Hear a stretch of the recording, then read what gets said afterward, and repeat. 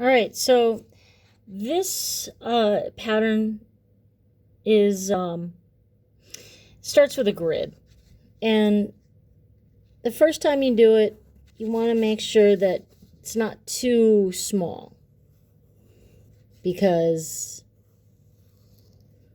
you'll like have a hard time. So maybe 5. But no more than 5. So 1, 2, 3, 4 lines each way is really the most you want to do. So 1, 2, 3, 4, 5 boxes.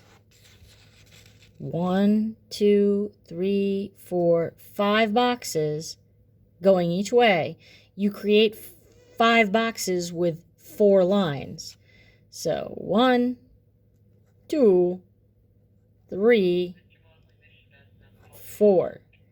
Okay. Now on the example that I show in the next video, I did